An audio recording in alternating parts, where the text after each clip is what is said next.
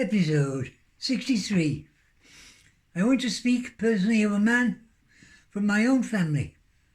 His name was Louis Romeo Hannibal. And there's a very beautiful picture of him with my grandmother, Mary Keenan, on their wedding day in 1895.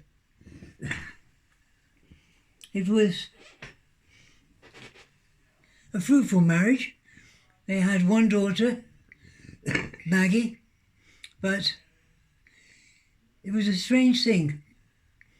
Although the family lived in Salford, Louis Romeo Hannibal came from France. His father, Luigi Hannibal, was thrown out by Garibaldi, the man not the biscuit, and yes, for his writing of salacious poetry, I gather. So nothing's changed there. Anyway, he came to France, grew up there, and insisted that only French was spoken in the household. Even among the small children, the servants they were quite wealthy. And then in 1901, after the birth of my father, when Auntie Maggie was only 3 years old, obviously something happened. He walked out the house and left her penniless.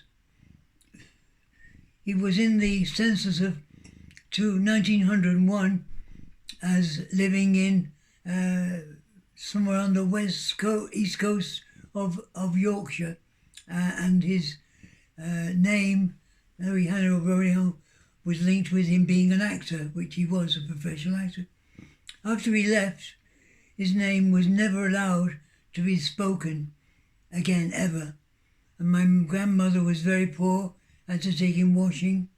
As soon as my father could leave school, aged 9, he had to help her pay the bills, and he was never mentioned again.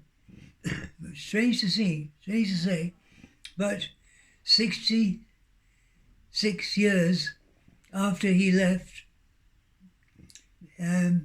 my Auntie Maggie, who was only 3 at that time, born in 1901, they flew to Montreal for the first of the international expos. And while she was there, which is a French-speaking town, she was talking a long conversation with this man. And when her son Michael asked her about it afterwards, he said, "You were talking to that man?" "Yes, he was lovely to talk to. We talked for ages about everything." And Michael, her son, said, "Mum, but you were speaking in French." To which she said, "I don't know French." "Mum, you were speaking in French."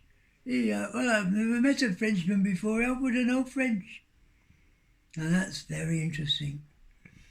A throwback of a memory long hidden in our subconscious. My friend of many years ago, his son Ben, who was 3, came into the bedroom of his youngest sibling, a daughter, who was only 1 month old.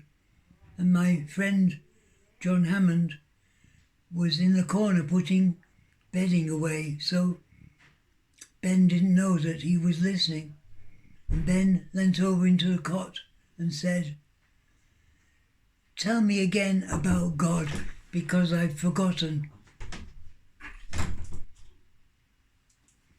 "Tell me about God, because I've forgotten." You make sense of that if you do. Very strange. On that note, blessings on you and those you love. Patrick, on a beautiful summer's day, it feels like. Hey.